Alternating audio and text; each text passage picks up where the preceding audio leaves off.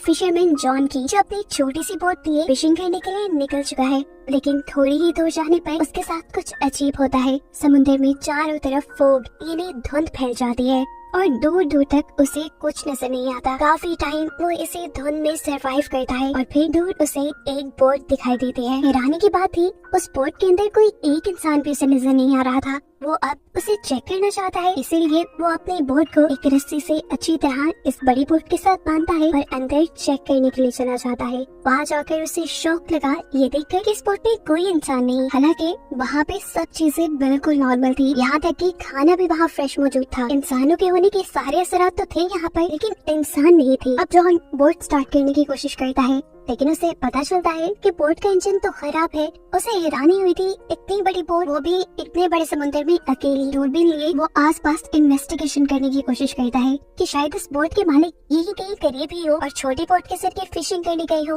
लेकिन धुंध इतनी थी कि उसे कुछ नजर नहीं आया। अब जॉन वापस कंट्रोल रूम के अंदर जाता है और वहाँ से रेडियो मैसेंजर ऑन करके हेडक्वार्टर में मैसेज देता है कि ये एक बोट यहाँ समुद्र में फंसी हुई है, अगर कोई मुझे सुन रहा है तो प्लीज मुझे जवाब दे। ये सब करने के बाद उसने फैसला कर लिया था कि वो तो अपनी ही बोट पे जाएगा और जैसे ही वो ऊपर आया तो ये देखकर हैरान हो गया कि उसकी बोट वहाँ से गायब हो चुकी थी। हालांकि उसने बोट को अच्छी तरीके से बांधा भी था। उसकी अपनी बोट के गायब होते ही एक और अजीब काम उसके साथ ये हुआ कि यहाँ से सारी धुंध भी हट गई, आसमान बिल्कुल साफ, जिससे कि बहुत ही आसानी से बोट में मौजूद सारा समुद्र का पानी समुद्र में वापस आ चुका था। लीकेज खत्म करने और पानी निकालने के बाद इस बोट में जितनी भी प्रॉब्लम्स थी उसने वो सारी प्रॉब्लम्स ठीक कर दी और इस बोट को बाहर से भी रिपेयर कर दिया ताकि आगे कोई मसला ना हो सफर में। ये सब करने के बाद वो दोबारा रेडियो के जरिए मदद बुलाने की कोशिश करता है, लेकिन इस मरतबा भी जब उसे कोई जवाब नहीं मिला तो न चाहे वो अब बोट के ऊपर आ गया। उसके पास मैप था, वो दोबारा रास्ता ढूंढने की कोशिश करता है और इस बोट को चलाता है, लेकिन एक और मरतबा ये बोट उसे धोखा दे देती है और चलती ही नहीं। वो बोट बिल्कुल स्टिल हो गई थी,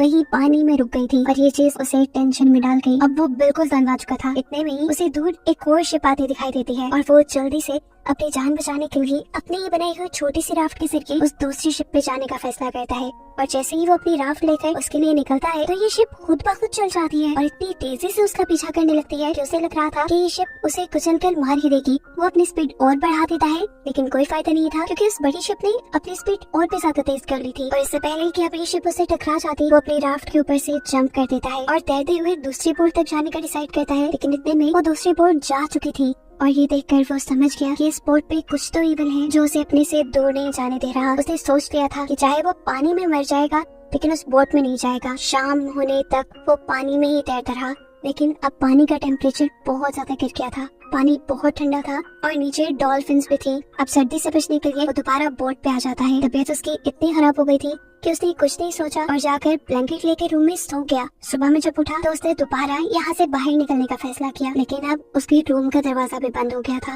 वो बुरी तरह फ्रस्ट्रेट हो गया। उसके साथ ये हो क्या रहा था वो समझ ही नहीं पा रहा था। तभी उसे यहाँ पे एक छोटा सा कैबिन नजर आता है, जिसे खोलने पर उसने देखा कि ऊपर से एक रास्ता है, एक रोशनदान है जो खुल के वो यहाँ से बाहर जा सकता है। वो अब उस कैबिन के अंदर चला गया जो जगह बहुत छोटी थी। असल में वो एक स्टोरेज एरिया था। इस स्टोरेज एरिया के जरिए वो जितनी भी बार यहाँ से ऊपर चढ़ने की कोशिश करता था नीचे गिर जाता था। ऐसे उसको कई चोटें आ गई थी, लेकिन उसने हार नहीं मानी और दोबारा ऊपर चढ़कर उस रोशनदान को खोलने की कोशिश की, लेकिन वो भी बिल्कुल नहीं खुल पाया उससे। ऐसा लग रहा था जैसे वो सील हो गया हो। इस जगह का अब ऑक्सीजन लेवल भी बहुत कम हो गया था। कैबिन का दरवाजा भी नहीं खुल रहा था जिससे वो रूम में वापस चला जाए। एक और मरतबा उसने ये बात मान ली थी कि वो मर जाएगा। ऑक्सीजन की कमी से इससे पहले कि वो बेहोश हो जाता, दोबारा क्लिक की आवाज आती है और कैबिन खुल जाता है। कैबिन के खुलते ही वो फौरन बोट से बाहर आया, जहाँ आने पर उसने देखा कि बोट एक छोटी सी आइलैंड पे आ रही थी और ये देखकर उसे हौसला हुआ, उसके सांस में सांस आई कि चलो अब इस इवल बोट से तो जान छूटेगी। अब बोट जैसे ही आइलैंड के किनारे पे पहुंचती है, जॉन भी फौरन इस बोट से उतर जाता है।